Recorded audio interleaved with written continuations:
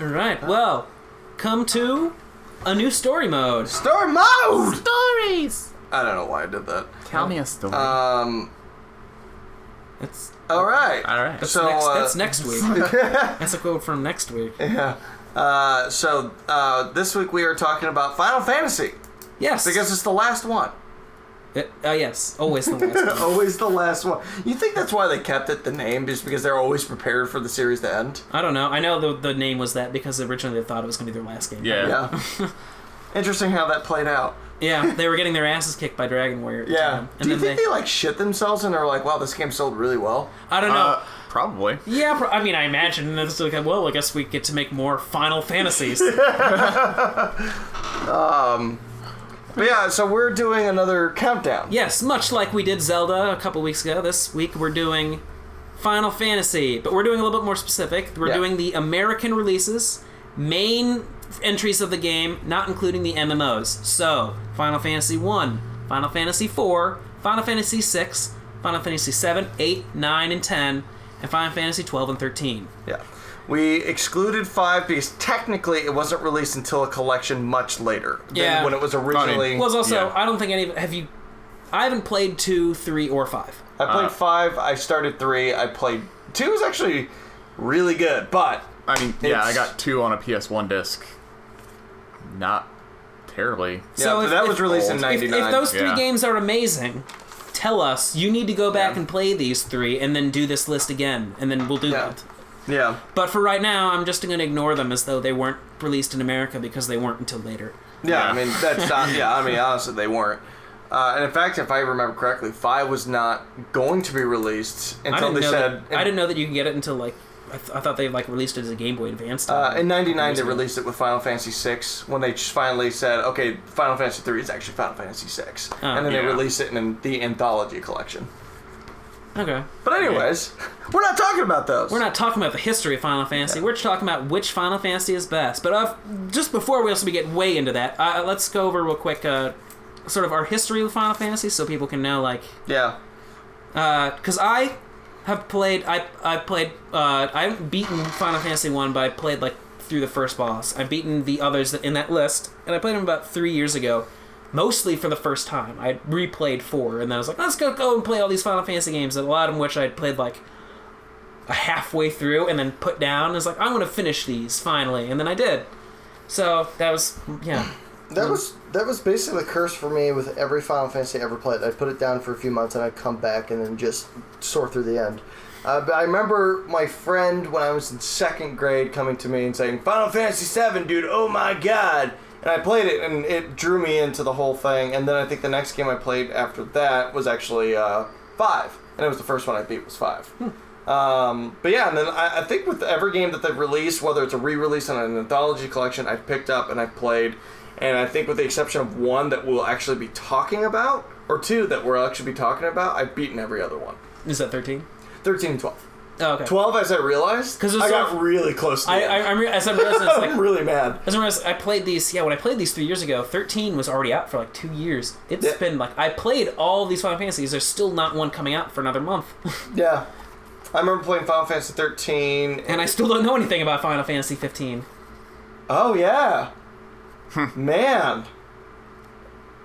I keep seeing things and it looks cool, but I have no idea what it is. But... yeah. We'll figure out where that goes on this list months from now. But for this month, and Burtis? I started playing the original Final Fantasies on PS1. They were my ex-brother-in-laws. I played pretty much in order. I mean, I played 1. It had 2. I didn't really play that one because 7. And then, I went back. I downloaded 4. 4 was probably my favorite one for a long time. And then 8, 9... And then I didn't really play 12 or 13. Played 14, but I'm not talking about that. Yeah, is that kind of your guys' most recent experience with Final Fantasy, Final Fantasy 14? I think so. Mine, I don't think I've touched another one since. Except for the hour I played of Tactics, but... Ooh. Oh. That's actually the one I have not played. I love do Tactics. Need to be... I think I've had recommended to me several times. Same. I can't believe I only played an hour, but Tactics, I love Tactics. Tactics Advance was I thought not as bad as everybody else makes it out to be. I didn't think it was great. And then, Well, we're not talking about tactics. Then. That's fine. That's another story mode. If you want to talk about Final Fantasy Tactics, Story we'll I wouldn't say is we'll very record great. that later. But right now, we need to determine Yep. which of these 9 Final Fantasy titles do we think belongs to the bottom. Do we need to spend some time with this? I honestly... Because I really don't think we do. And I think anyone listening would probably be like, guys, if you don't pick Final Fantasy 13 to be at the bottom, what is your problem? You wouldn't put 1 at the bottom? I was going to put 1 at the bottom. Really? Yeah. I mean, I didn't play When I thought 13. of the list, I thought about putting 1 at the bottom because at least 13 had like an interesting cast of characters. That was the only with the leg exception up of Lightning. Well, yeah, that was the Sort only... of. Actually, that's my thing. Is I don't think any of them are interesting. I thought it's actually got, with the exception of what's the Afro guy with the? I can't remember his name. I can't remember his name. Yeah, but that was my entire draw for wanting to play it. Yeah, like he's the best character by far. Oh, yeah. And then there's one other character who's mildly interesting. The kid? No. Oh gosh, like I'm just drawing a blank because you get 6 guys and it's Snow, Lightning, Hope, the girl whose name I can never... Snow is the guy. Yeah, Snow? like Troy Baker. Yeah. Troy Baker! He's the best character! The one I forgot about. Like, no, it's literally like I completely forgot about it because there's like the 3 girls, and then there's the little kid, and there's the guy, the Afro guy, and then there's who's the last guy. Yeah. I can't remember who he is. Yeah. So yeah, I don't know. That Final Fantasy 13 for me is about just because it's just my biggest problem with Final Fantasy 13 is maybe it has an interesting character or 2, but that seems to be about all it has going for it. The story is just so almost not there. I couldn't even tell you what it's about once I got to the end of it. Yeah. And beyond that, even though it doesn't have any characters, like almost named characters at all, I feel like there's more characters in Final Fantasy, the first one, just because there's only about 6 or 7 speaking roles total in all of Final Fantasy 13. That's the one thing that weirds me out and just sets me off about it. And it's like one of the few games I really didn't like very much. Because there's just so few characters. It's just like, it's just, here's a dozen people at most. Yeah, and like, at this point, we are literally splitting hairs for which the least in this series is. Yeah. And it's not like one of those things that, like, it's the worst, but it's still better than a lot of other games. I'm like, I can't even say that. Because the thing about 13, and this is why I might agree with you, the thing about 13 is that it keeps following the same trend that we've seen done so much in the other Final Fantasy games, where you have corruption in politics or corruption in religion, or in 13's case, it is the mixture of the two, where it's the l'Cie have fucking... Elsie, Falsey, or whatever. Yeah. Which you did, like, they don't even spell in a way that seems, like, sensible. Right. God, I mean, that world just made no sense to me, but the worst part of it is, and it might be a gameplay mechanic, but I think it goes into the experience of it, is how linear it is.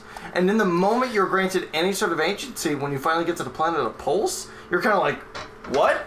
Well, even then, it's like you get there and there's nothing to do. It's like I didn't necessarily mind. It mind gives you the illusion, though. I didn't mind being that's the one thing I didn't care about. Is like, oh, you're being forced down a hallway. That's really what Final Fantasy is doing to you anyway. Even if you're not paying attention, it's just like, oh, we can go off this way and see if there's a treasure chest down there, or you can go off that way and see if there's a treasure chest down there. But for the most part, it's pretty on rails anyway. Well, yeah, I mean, I think like when you're in a dungeon, but I mean, like, you know, in 7 or 8 or 9, you can explore the world and find little secrets, which is always just kind of a cool thing. Yeah, but I mean, I guess that's what I mean by linear. I think that's maybe one thing it's missing is being able to explore a bit more. Because I don't think linearity is always present in the Final Fantasy. I think that's the wrong word for being able to use. I mean, it's a very story-driven game series, but like, I guess that's why I put 1 at the bottom. It's just because 1 doesn't feel like it's as story-driven. It's got a good story, but I mean, it's more focused on the gameplay. As one thing is, I didn't finish 1, and the one reason I didn't finish 1 is it's not the kind of gameplay I like. A lot of Final Fantasy tends this way anyway. They lessen somewhat as they go on, but level grinding, man. Oh yeah. There's a reason why Western RPGs got away with that. I don't understand what Japanese people love about level grinding. Yeah. Well, it prolongs gameplay. I mean, it makes the game longer. It makes it more worth paying as much as you have to pay for the game. Yeah, it's going back to that old concept why a lot of older games are probably considered more difficult, like Castlevania, because replay value. Yeah. Which I guess that's my whole thing about the entire Final Fantasy series, is I've never had the urge to go back and replay them. Dude, 9, 10, and 7. Maybe I will have to put 1 at the bottom, because you guys are both kind of making compelling arguments. As I think about it a little bit more, my sort of thoughts on 1, 2, it's not like, I'm not thinking about the story of 1 so much as I'm thinking of the story of 8-Bit Theater. Which is a fun web series, like, especially for a Sprite webcomic. It's like, don't ever read any other Sprite webcomic besides 8-Bit Theater. It's just one of those things that, like, I can absolutely appreciate everything and accomplish in bringing the series into the full form that it did to some of the better games that we do get. But, like, at least 13 can kind of grab me with the story that, you know, I do remember, like, the opening, like, 2 hours of that game being very compelling. Yeah. You're on the run. Yeah, you're on, like, the first, like, 4 or 5 chapters being, like, I didn't want to put it down. And then, like, you kind of are just still on the run at a certain point. It's just like... Okay. Yeah. And for me, what broke me with that game was the moment you get the pulse. As interesting as that should have been, all the stakes and everything I felt were taken out of it. But I still have to feel like I had no concept of stakes in 1. Yeah. As opposed to 13, where I'm like... Because just 1 just kind of throws you into it. I mean, if we're going with story mode, alright, so we'll go with that. We'll go with story mode. We'll put number 1 at the bottom. And 13, since we're not having any arguments about something other than 13. Can go right up the next rung of the ladder. Sounds good. That's all right. Mixed up from where I originally. So number 9, number 1. Right. Number 8. I feel 13? like number 8 is 13. Number 7, I might put 12 in there. I know this is going to be huge against you. I'm going to fight for 12 a bit. Yeah. Because I'd want to put 4 next. I'm between that and 4. I'll be honest with you, and I know we're gonna. This is where I feel like we're gonna hit the most argument.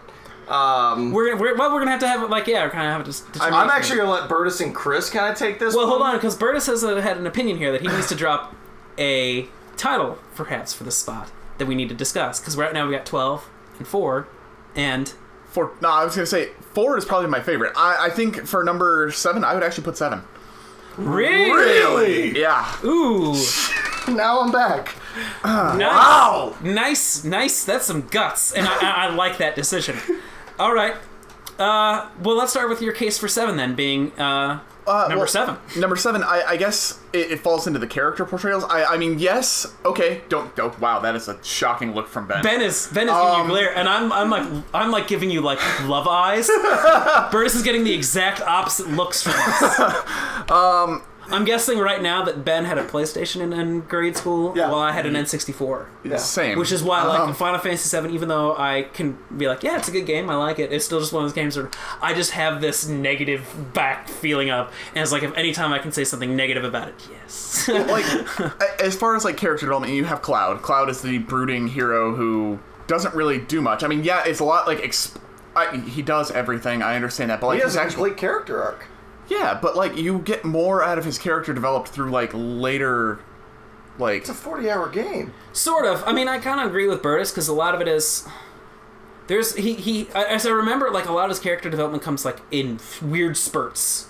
That's fair. Yeah. I mean, most of it doesn't happen until he's handicapped. Yeah, because there's that whole section of, like, he gets handicapped, and there's almost nothing happening before that other than backstory, and then it's really fast, like, development, and then he's back on your team. It's kind of weird. But I like that about 7, where you lose your protagonist for a good chunk of the game, and then you're figuring out what's going on with him. Is he a soldier? Is he, this great person he set out to be, or that he said he was, or is he an imposter? Which you come to find out that he wasn't. Like, yeah, his memories got fucked up with, but like he was a guy who literally saw something wrong happening and stood in to do something right. My other problem with 7 is that it's very... if I'm going to add to Burtis' criticisms, it's very slapdash to me. Like, it's, like you said, it's like, and he gets injured in the middle. It's like, yeah, but what's the purpose of this to the grand story overall? Like, there's a lot of just, like, weird, random things that just kind of happen. I mean, yeah, I'll admit that. And they don't really tie into, like, it's, if you want to have this be, like, an episodic adventure kind of thing, it's like, this is the episode this week. And that, like, works a little bit better that way. That's why it's going to be interesting when they re-release it, because they are doing it episodically. Yeah. Because, yeah, because, like, from beginning to end, like, the weird way it arcs out is just, it's kind of strange, like, the way characters come in and out, and, For me, it's one of the only games where I say the driving force behind it was the villain, who's somebody who gets so twisted by his own identity. And when he realizes who he actually is, it just corrupts him, and he says, "There's no meaning anymore. Something needs to happen." And then the other big criticism I get to Final Fantasy VII, at least as it stands right now, maybe this will be changed when they have the re-release come out, but the translation is awful. Well, yeah. It's one of those where it's like when I went to kind of play it 3 years ago, I don't have the like rose-colored glasses to look at through people, and I maybe make fun of the fact it's like, I had an N64, so I'm a Zelda guy, so I hated Final Fantasy up until a few years ago. But like I still gave Final Fantasy VII a fair shakedown, and that was the biggest thing that got in my way. Is like, these guys are sick. It's just like, what is this garbage translation you guys have going on? You couldn't hire the same guy who did Final Fantasy 4 and 6 to do this again.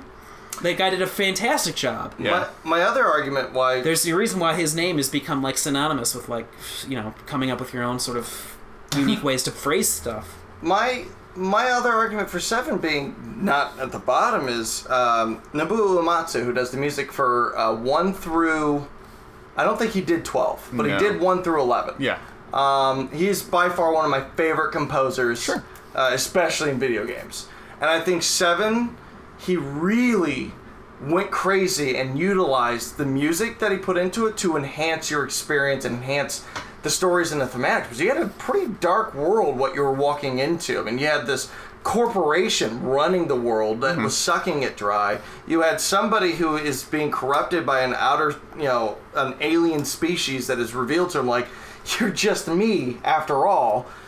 There's just a lot of these things that the music just really drives up. I remember just about every track from that game, and it really, I feel like I do remember a lot of the music in that game being very enjoyable to listen to, especially some of the later boss fight battles. The only two that I think are anywhere close is 9 and 8 as far as music goes. There is one Squaresoft game that I almost guarantee you has better music, and that's Secret of Mana. Ooh. Yeah. Like, if you want to listen to the best 18-bit tunes you've ever listened to in your life or will ever hear, it's Secret of Mana. That's Ooh. Like I just think of this music for that, and it gives me chills. And for me, Barrett has one of the greatest sub-storylines with... Tifa is a negative or a positive? I was going to say negative. Mm-hmm. Really? Yeah. But Barrett has one of the greatest sub-stories where he's in prison in jail. I will also give him the credit of killing off Aerith, however, for whatever her name actually is now. Really ballsy move. Especially because her final limit break is like the greatest limit break in the entire game. And they kill her. But why couldn't you Phoenix down her? My only problem is I wish it had happened actually later in the story rather than as early as it did, because it would have, I think, it had a greater impact. Because I remember when I knew it was happening, because you can't play that game now without knowing that happens. Because that's the other problem is it's become sort of like a I'm your father moment. It's not so shocking anymore because everyone knows it. Mm-hmm. Yeah. So that kind of detracts from how effective it is. It works in the moment, but again, like I think it would have been more effective if they held her on your team a little longer, made her more strong, and like that point was. Maybe if you were playing a certain way, you were depending on her, because I wasn't at all at that point. Oh yeah, because I definitely was. Yeah, it's not a point where it's like you have to be like you have another character at that point. I think you could by that point who can help you. Red 13 does pretty much not everything she does, but he does offer the same kind of characteristics. All right, so what's about Final Fantasy VII? So 4. Yeah, so my credit do it and want me to, all right. Yeah. So Chris, let's just go in the clockwise order here. You want to go last, huh? Well, because now I have to rethink my life. Go ahead. Well, yeah, okay. So what my criticism about 4 is it's just I don't know. I like it. As we talk about 7, I'm almost like maybe 7 should go a little bit below 4, because 4 and 7 are actually a lot the same the way they kind of present their stories. Yeah. Mm-hmm. The main characters are actually very similar. Cecil and Cloud are very similar in the way they're constructed and what they're doing.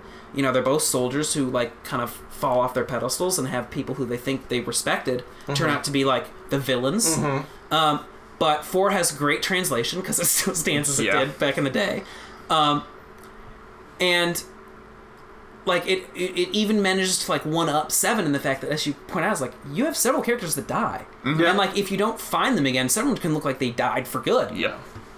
You only lose Aerith in 7. You lose Tella and Cid for sure in 4, and then there's at least 2 others that look like they die, and it's you could not go find them and just assume that they're gone. They're completely out of it. It's definitely a darker game. Oh, thematically. and this is where I'm in the territory where I'm like, amongst the Final Fantasy games, I'm like, now it's just like, whether this game ranks low, it's still better than most games out there, in my opinion. Like we've gotten through the trash. Sure. The lesser ones. But 4 definitely has a fairly straightforward story that's dark, and it appeals to my senses in that matter. But you also have one of the coolest things that does happen in a game, which is Cecil is a Dark Knight who then turns into a paladin. That is really cool. Like, if there is no better change of character, that it is the physical manifestation. Because at point, it's like Cloud has a character arc, Cecil has a much stronger. Oh yes, yeah. He's probably one of the strongest characters. Actually, as far as main characters go, he probably has one of the strongest character arcs out of any characters in Final Fantasy. And I just want to now that I'm thinking about this, I'm going to drop 7 down a notch now in mine. And kind of agree here. It's like, I was talking about 4 is actually a little bit better than I like. It may have like the most straightforward of gameplay of all of them, and be a little grindy, but like the little twists it has, like, does kind of the best way. I think because it's been forgotten about a little. Like, you kind of go back to and go, that's right, they did this. And I mean, I just want to point out, like, in a very dark game, it gives you moments where it's like kind of a respite from that, where like you get reunited with those characters who you thought were dead. Like Rydia when you come back. It makes you feel really good and rewarded. And the biggest one probably being Kain. Oh yeah. Oh god. When you get to join back up with your best friend. But this is why I honestly want to put. Like, I'd be okay if 7 ended up in number 6, but you want. Okay, so now we got to talk about 12. Yeah, 12. To me, in Ivulus, which if you look at the tactics games, have some of the most fluffed out races. I mean, you have the what are they? The Bangics? That is true. Yeah. It's like you do have the one. They have a lot of great races. Yeah, but and you play nothing but humans. That is probably the one missed thing. Androgynous humans. Very, very. The one thing about that is some of the design of that game I don't care much for. I think a lot of the design of the game just looked very. It was like Twilight Princess. What I really like about 12 is sort of as I get the design of how like the human characters and sort of what you're playing as, I guess.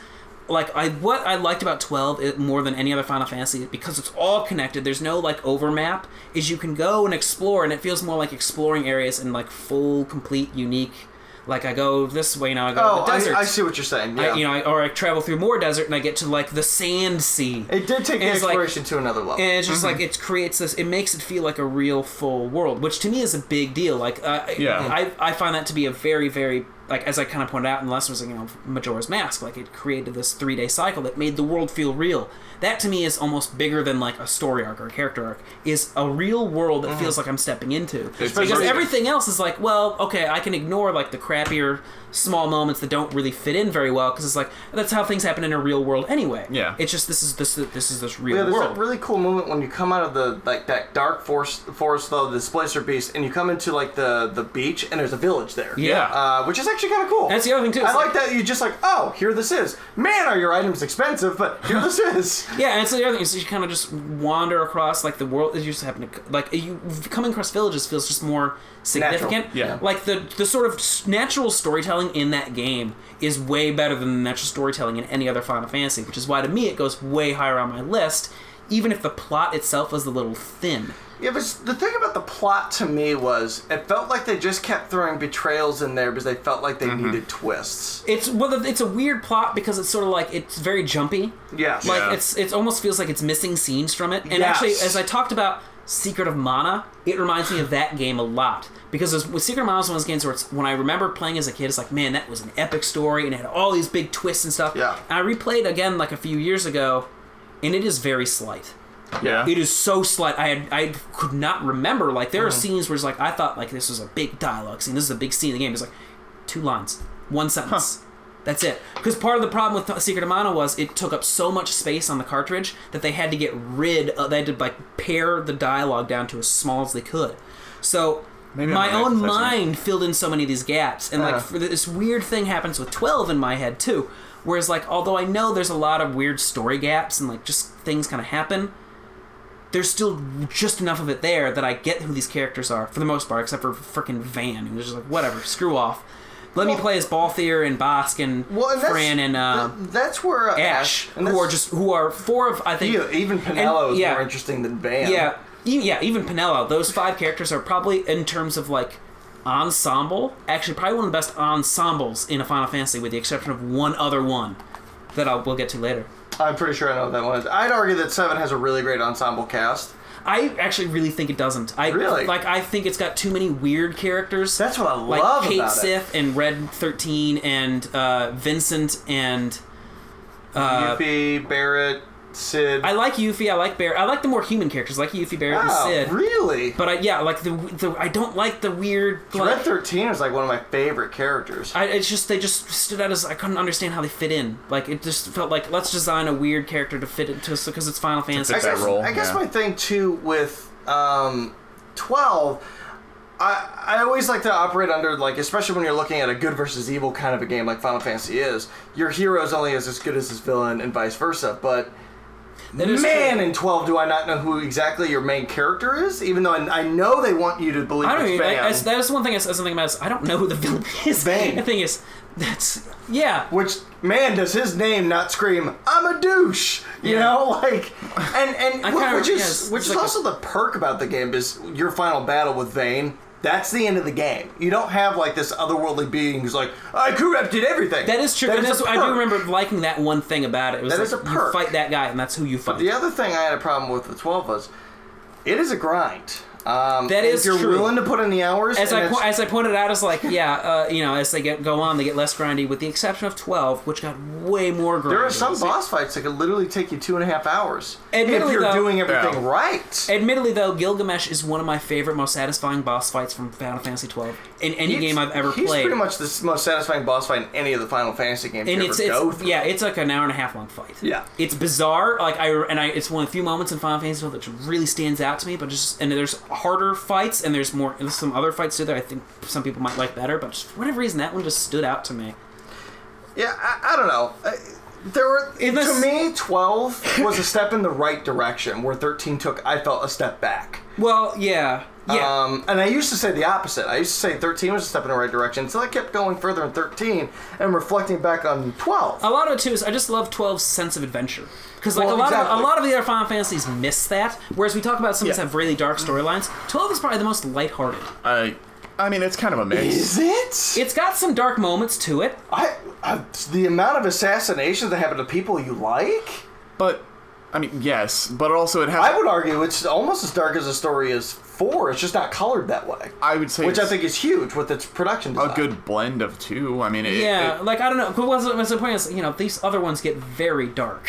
Some of these games. And I was thinking, out of all the Final Fantasies, 12 might be the most lighthearted. Oh, well, yeah, if you're going to look at that, yeah. That's how I phrased it. It's not like, it's a lighthearted game. It's a lighthearted romp through Fantasyland.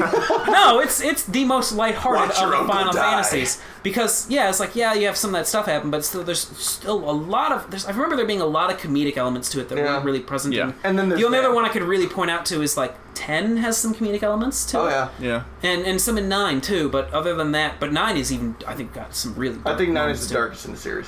It's weird because it's like saccharinely dark. It's like this. It's got like both simultaneously like the sweetest character in all the games. Yep. But then like the darkest storyline attached to that character. But we'll get to that later. Okay, so right now we're kind of here. It seems more like we're arguing between 7 and 12 a bit. Yeah. Yeah, 4 is probably. But it feels like 7 might go down unless we can find the other one I have low is 8. Well, we put 8 below 7. That's the weird thing is after rereading it, I actually want to put it higher. Yeah. Yeah. That's where I'm. So are we putting 7 next? It seems like it's. I think I'm still down for 7 because as you guys were talking about it, I actually remember 12 more fondly than. Really? Yeah, I feel like because I like 7 could. It's one of those where if they do a re-release that like fixes a lot of the problems that they had when I played it, like the translation and some of these other things. But it's just a lot of things that I can see why people liked it the day when it came out. Mm-hmm. It's a lot of it's not my thing, and if it's not your it's one of those. It's made in such a way it's like if it's not connecting with you, it doesn't really ever start to again. Unlike some of the other games where I feel like this didn't work for me, but some scene will a little bit ways down the line. That's fair. I was really going to try and make it at least number 6, but I was determined to put 12 next. Get 12 up there.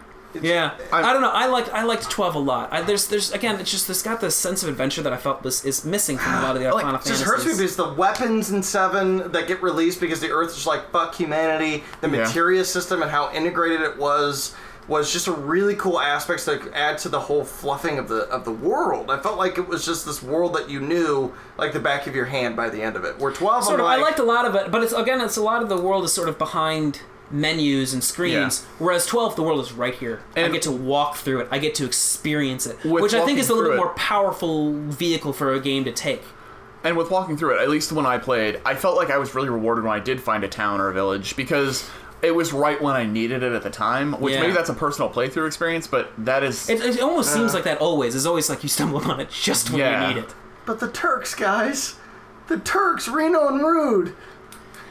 And all we're not saying Final Fantasy VII's a bad game. Yeah. I'm just determined to at least move it up one slot, but I know it's not going it's not happening now. All right, when the re-release happens in 4 years. Once we get all of it, we'll have to come back and replay Final Fantasy VII. And... God damn it. Hold us to this, guys.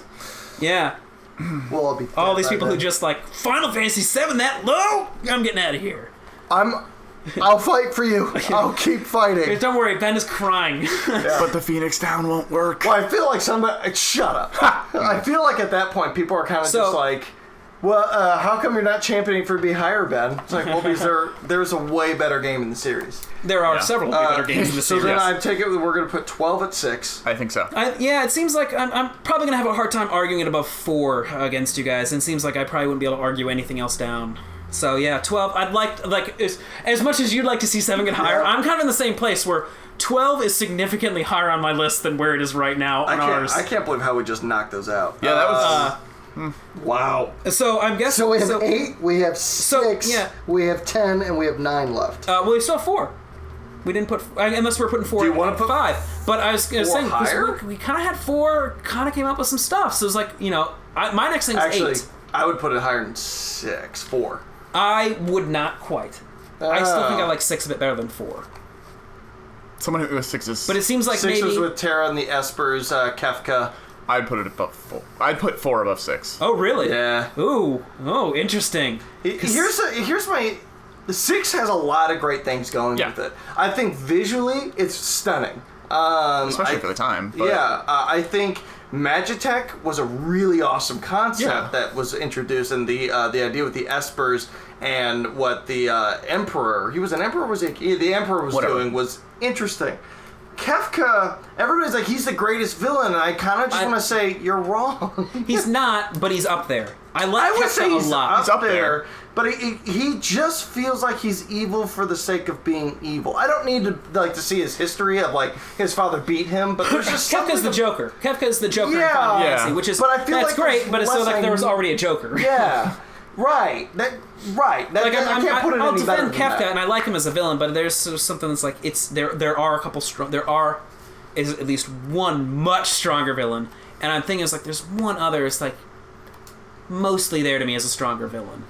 Yeah, and the only reason why I might put 8 below 6 is because I don't think the villain is nearly as strong as like Kefka, who I don't even think is that great. The thing is about 8 is 8's another one where it's like a lot of the characters I find is kind of bland, and I tend to dislike some of them a little bit more than I like them. Interesting. Because I kind of want to put 8 at the next spot, as if I were to put something there. I think it was interesting what they did with the Guardian Force system and how they incorporated it, much in the same way that 6 incorporates the summons directly into the game. Yeah, as being very powerful. There's the other thing too. Getting summons and like training them up in 6 is a lot of fun. 6 is one of the few. It's like I didn't actually mind grinding as much because it felt a lot more rewarding. Well, especially once you got what X Zone. Yeah, you could blow through anything. Yeah, and if you had the economizer and the magic. I remember, I set up as like you could have Terra cast like 8 spells in exactly. one turn. Exactly. It's like she became a Earth Stopper. Yeah. That's the thing I did like about like a lot of the Final Fantasy games until you get to like and talking 10. about like ensemble casts. It's like as I talk about, I like 12. This is one of the others I liked. There's one other ensemble cast I like a little bit better than this one. But 6, it has one that's just a great cast. Like almost every character stands out to me, and although it's really weird the way it's paced and how you interact with these characters, I still never felt off. Like, it felt like, oh, well, I get to know this character now. I get to know this character. And it's like if someone were to tell me, oh, yeah, this guy, like, even like Golf, the weird kid that you get is like, oh, yeah, I remember that weird guy. Arguably maybe my favorite next to Mog. It's just like you remember all these characters, even though it's got the most characters in any game, too. And just... I will say, on that point, though, I'm with you until the World of Ruin happens. That's actually where I get drawn out of it, because character development pretty much stops. It's basically reband everybody and fight Kefka. But I'm like, but there's just...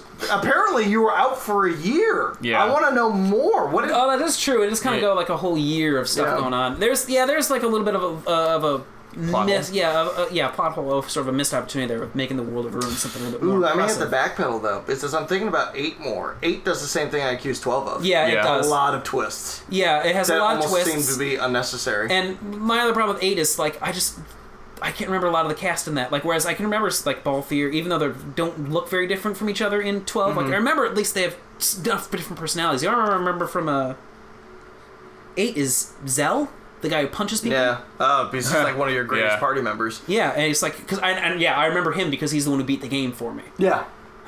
Yeah, if you get these combos just perfect, you can blow through any boss fight without That's how I beat the last boss. I did his combo thing, and I just got stuck on the ones like, all right, I know these. Ding, ding, ding, ding, ding. And just got stuck in a giant loop. If you didn't do the Squall cheating thing, which is 100 Ultimas into Squall strength, keep him at low health, Zell was your next best champion. Yeah, that's how I do it. Yeah, because Sylphie wasn't that...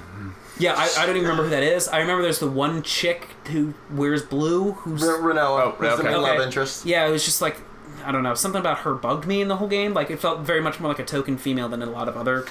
I will agree with you on that one. It's just like a lot of... I don't know, 8 had a lot of weaknesses to me, whereas there's a lot of things that I like about it. It's just... There's too many things that are weak about it and not enough things that really piqued it for me. Like, it's like, oh, yes. There was the one where I think it's you were retaking your own school or going to the other school. It was a really neat, cool sequence. And it's like midway through the game. But other than a couple of those kind of like really neat sequences that it did arguably Laguna's story is the most interesting as you're going through it, because he sets up the whole who's that one? Laguna becomes the president of Esther. He's the guy with the long hair with the machine gun. You go back and you're in the jungle with his two friends. It's one of the things I just don't remember very well about 8. Like, for some reason, like I'm vaguely picturing this. I can remember the character. I can't remember doing anything about him. But like, yeah, it's just one of those sorts. 8 fades a lot into the back of my mind. Interesting. So I might agree with you. I kind of want to put I feel like it's an argument between 8 or just because of the arguments I've already laid out, and 8 seems to hit those. Yeah, and I'm going to champion a little bit for 4. However, real quick, 8 does not suffer from grinding.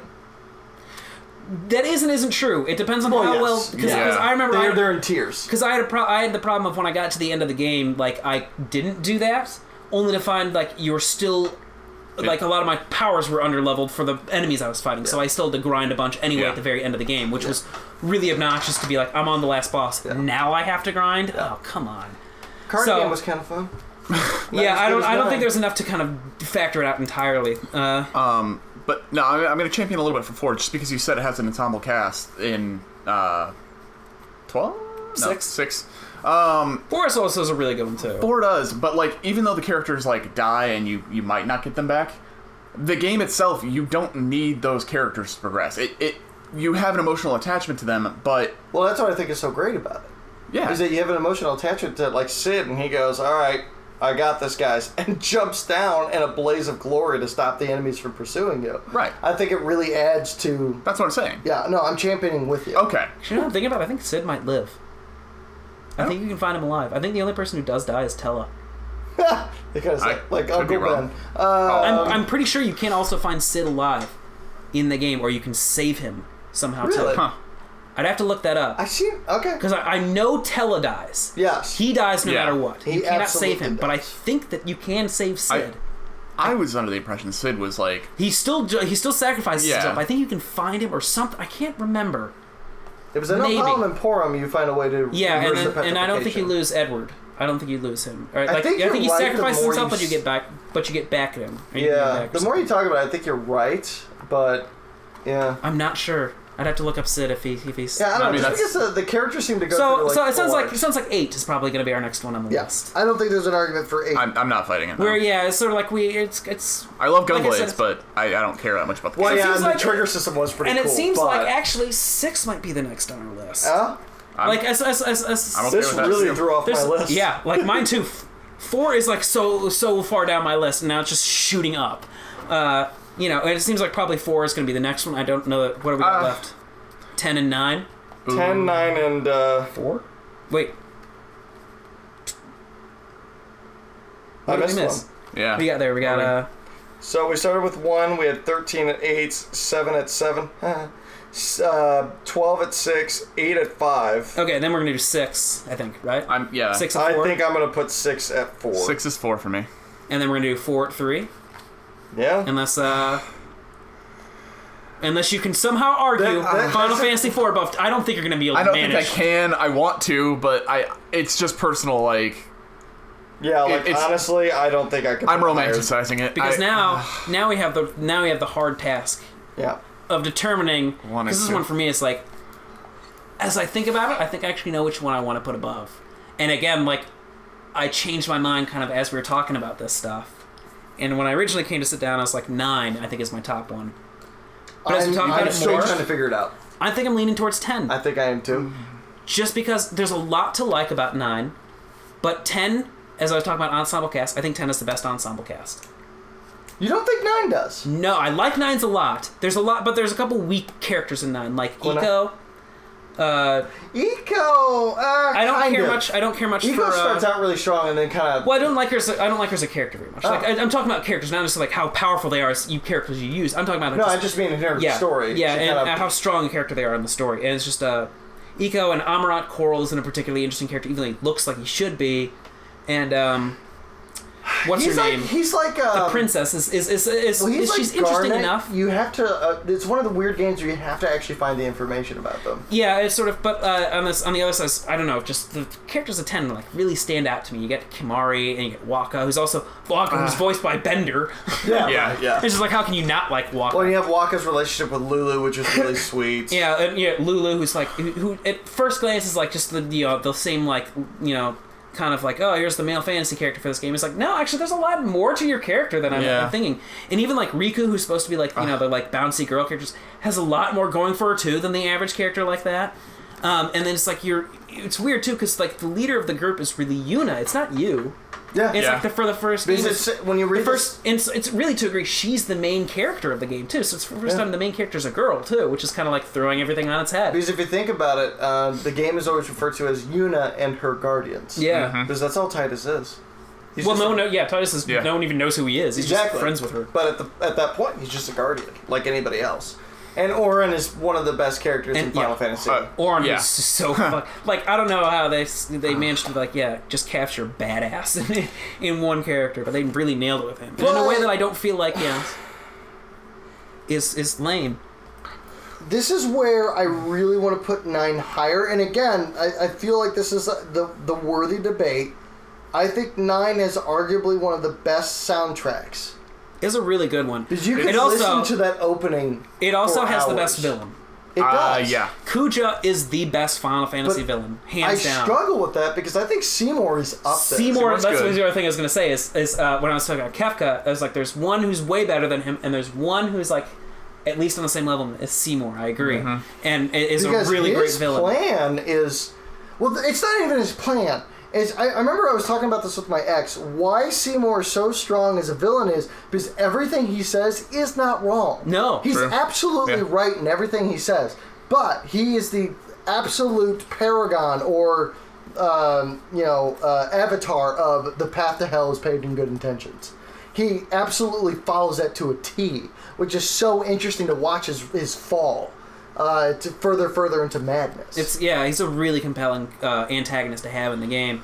Whereas, what's especially great about him too is you get to because he's a good guy into the eyes of the world, you get to run into him a lot more often, and you get to interact with him a lot, and you get a real good sense of who he is. Yeah. Whereas Kuja kind of just shows up when he needs to. He's a great character. I really love having him as an antagonist. And it's awesome that he essentially wins at the end of Final Fantasy IX. Yeah. Well, and that's what the great thing is, though, and it goes back to my the hero's only as strong as his villain. Zidane and Kuja are basically mirrors of each other. As opposed to any other villain. Because you could argue it's Cloud and Sephiroth, but they're not. As great as the villains I think Sephiroth is. I think Tidus and Seymour would stand better as foils to each other than Tidus I feel like Seymour is Sephiroth. Oh well, yeah. Not Zidane and Kuja for sure. Yeah. They are exact foils I'm to each other. The greater foil to Seymour is Yuna. Yeah. If you want to look at a mirroring, but this is why this is so hard for me, because 9. Why I think it has the greatest cast of characters is because of at least 4 of them. Where you have Vivi. Yeah. Vivi. Vivi is the greatest character in all of Final Fantasy. Oh, yeah. I'm sorry if you disagree. You're wrong, though. You're wrong. There's the moment where Zidane and Vivi are talking, and they decide to start peeing together off the mountaintop.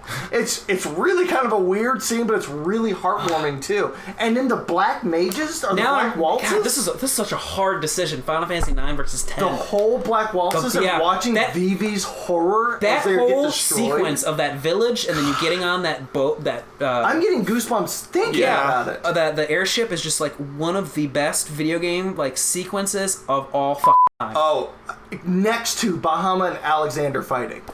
I'm just talking about both what you play, what you do in the gameplay, from fighting Black, pretty much from when you get to the village and you fight Black Waltz 2 to getting on the airplane and flying Black Waltz 3, and that end scene is just yeah. And I just remember, I can picture in my head too that oh crap look on Black Waltz 3's faces. It looks like he's about to cry. Yeah. It's just it's such a memorable scene when you see it.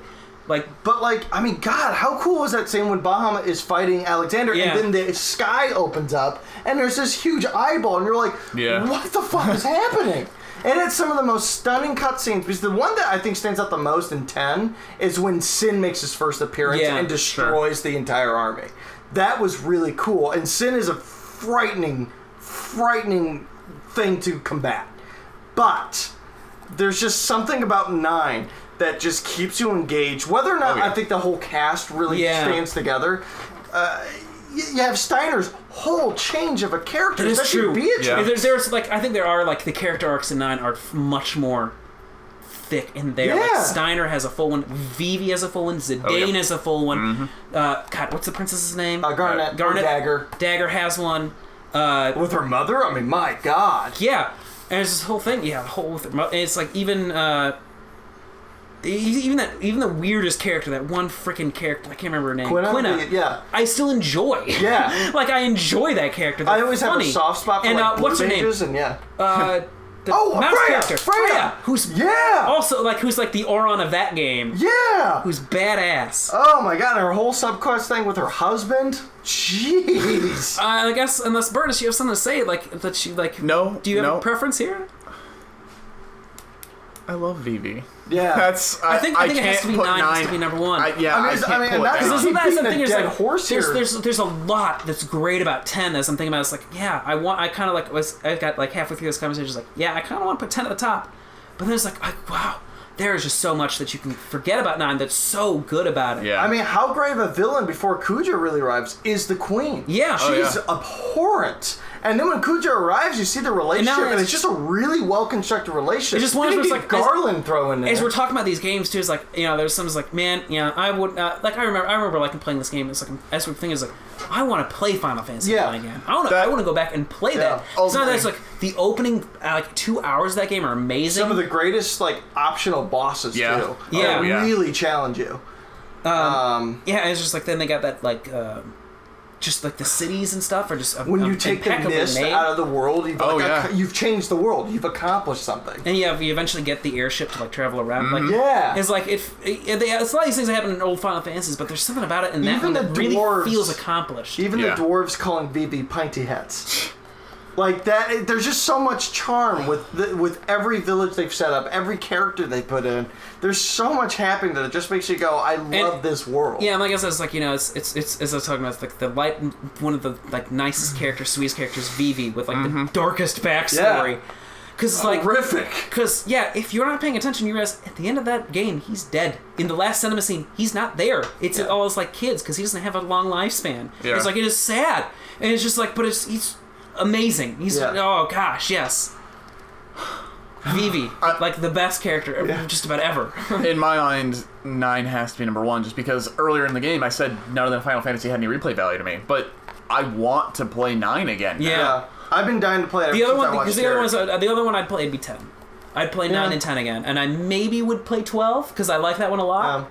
And it's one of those where it's so big and open that there's a lot to do. But I'd replay 7 again. You can. But no, I'll play 7 when it gets released. I absolutely agree. I think 10 and 9, 10, 9, and 7, 9, 10, and 7 in that order would be my replay value as far as these games go. Yeah, but I would agree. I think 9 and 10, as far as Final Fantasies go, stand just head and shoulders above the rest. Yeah. Because it's not just that they're good games, and they were good games when they came out. They hold up. Yeah. How many things do you remember? Final Fantasy 8 and 7 are just, what? I guarantee. How many things do you remember from those games? I guarantee if I say ride the shoe puff, you know exactly what I'm talking about. Like, because how many times do you have to talk to that guy just to travel? Yeah. Yeah. And then there's 10 too. No.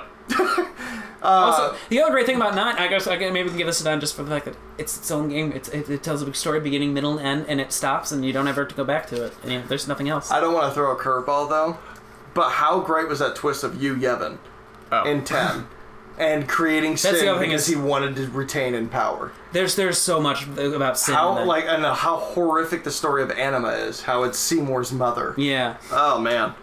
I don't think it's that much of a curveball. They're just really worth mentioning. Also, all the stuff about your dad. Oh, yeah. Oh, God. Titus's relationship with his dad, and when you get to the very end, there is just like, man, and you're not even real. Like, to me, those two games, like, I know that Burtis likes 4 a lot, and there's a lot to 4, so I kind of remember, it's like, 6 is just a very compelling, great character arc. I think 4 ended up in the right spot.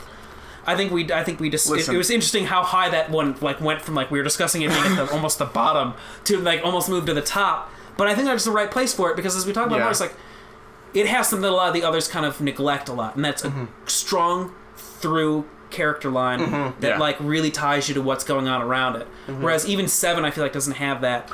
8 doesn't really have that. They're there lightly, but not to nearly the strongest degree that 4 and 10 and 9 have them. Well, I mean, if you think about it, especially in 4, Golbez is like that. 4, he's that Darth Vader figure who's constantly pursuing you. They tried to do that in 12 with Judge Geese. But he gets killed very early in the game, and then you've kind of lost your antagonist to keep you kind of moving forward. And that's it's just another one of those things, just a through line and the stakes. You know the stakes of 10, you don't stop Sin, everything gets fucked. You know the stakes of 9, Kuja is doing everything. And it's pretty much the same thing with 4 too. It's like 4 has a lot of twists I know in the end, and then it's towards the end too.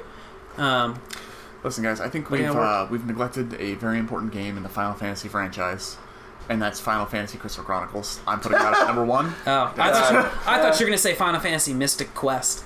Crystal Chronicles was a fun play, but it's by no means. It wasn't even a strong story, but Mystic Quest I didn't care for. It's universally regarded as the worst Final Fantasy game ever. Yeah. Is it? Yeah. Really? Huh.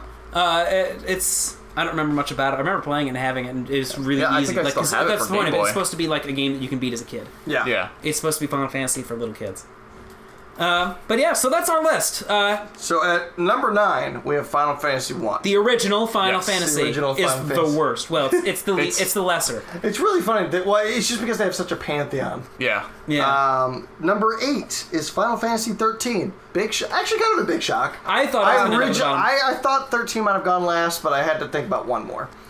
Number 7 is number 7. We'll come back to this in 4 years. Sorry, Ben. The Ocarina of Time lovers here had it out for you. It is the same thing. It is. Yeah. Everybody makes the same argument. I guarantee you, I have a hard time getting. That's what I was kind of saying. Is I was an Ocarina of Time fanboy back in the day, so I've given Final Fantasy VII as fair a shake as I can. I hope it sounded like I was fair. Fairer than what we talked about last week. There was still a little bit of joy in my head. It's just like, yes, it didn't get very high on this list. If it deserved it, it would have gotten there. Number 6 was number 12. Number 5 was Final Fantasy VIII, which, let's be real, I'm surprised it got that high up there. I actually figured, I think that's actually almost where it is on my list. It's right in the middle. Yeah, it's about the same for me. I put it a little lower. Actually, yeah, it's number 5 for me. Actually, I have 7 a little bit higher than 8 on my list, my personal list. Ideally, that's where I would have it. Number 4 is Final Fantasy VI. Number 3. That one's a little bit surprising, actually. I'm a little surprised just because of how much people gush over. That's a game I think people look at rose-colored glasses. A little bit. True. Like, there's a lot about what they say that I like. Because people gush about Kefka. But Kefka's not quite as amazing as I think people like to realize. Yeah. Number 3 is Final Fantasy IV. Way to go, Burtis. I can reluctantly accept this. I mean, you made some pretty great arguments. You are like on my list. It's number 3, or it's not number 3. It's third from last. So you got it up like 4 or 5 spaces on my personal list. Well, number 2, Final Fantasy X. Yeah. I really wasn't sure about that one. I really wasn't. But man, am I about to go re-download 9, which is number 1. I have it sitting on my PlayStation 3, or I also have the PlayStation discs of it. I can put into my PlayStation 3. Actually, Jarek still had it downloaded on my PS3. Score. Thanks, buddy. But yeah, Final Fantasy 9, which we originally said that's going to be at the top, and then we're kind of saying, I don't know, maybe 10 will get there. Yeah. But again, like it is a very hard choice between 9 and 10. There's a lot that one does well that the other, and you know the shortfalls of one is picked up by the other for sure. But the strengths of one, I feel like, I don't want to say overpower, but are just enough. Because the only other thing that I feel like is I'd argue for 10 a little bit is its world feels just a little bit more real than 9's does. Like as you travel through, there's something about the spacing and the way and inclusion of things like the Al Bhed that like it's just like it feels a little more real. It's just something about. Well, I feel 9's world is more charming. I would say 10 is. I feel like I accomplished more in 9's world. Though. That too. Like it's there's a give and take to it. That too. The other thing too is 9 you get to go around the world however you want. You get an airship, you can fly around it. At 10, the worst you get is just feeling the level select. Yeah. It's more than I think, because people I remember kind of complained about that because it is such a vast difference. Mm-hmm. But like you still get to like discover like the optional ultimate. I wonder if they'll boss. bring that back for Final Fantasy 15 because like, you haven't been able to do that for the last several. That's true. You couldn't do it in 10, couldn't do it in 12, and you couldn't do it in 13. They just get faster. And then none of their sequels either. Which is interesting. I don't know if you can in the 12 sequel. You might be able to because it's about an airship. It's a DS game, so I don't know. Well, I mean that's the ironic part about 12. Yeah, Balthier is an airship captain who. You can't. Yeah. Well, you kind of can, but it's just like you want to warp to this zone. Okay. Yeah, it's just a fast travel. But wow, that was something, guys. Yeah. Well, thank you very much for listening to us talk about Final Fantasy. If you have some strong disagreements, you wish that Final Fantasy VII was way higher up on our list, like Ben, or wish that Final Fantasy 12 was way higher up on our list, like me, guys, that one person out there. Yeah. There's one guy going, yeah, 12. 12 is awesome. I love it. I love grinding for hours. I hate my life. And if you believe that Final Fantasy IV should be number 1, feel free to... You got it so far up there, Burtis. Even you admit, because of Vivi, 9 has to go above 4. It does. I mean... You got it to number 3, dude. Yeah. I should be happy. 4 being at number 3, that's the biggest surprise to me. Yeah, honestly, yeah. But so thank you very much for listening. Next week, me and Ben are going to talk about World of Warcraft. We're going to, just in time for, it'll actually be right in time for the release of the Legion expansion, if those are the kind of things that interest you. Yeah. We're going to be talking about, Warcraft and how... It tells its story. Yeah, telling stories over multiple mediums, over video games and comic books and all that. Books, movies, well, can't really consider it a movie, but... No, the movie's its own thing. Yeah. And we already did that. You can watch previously on story mode for that one. Check it out. It's a good one. But thanks for listening, guys. Yep. Till next time.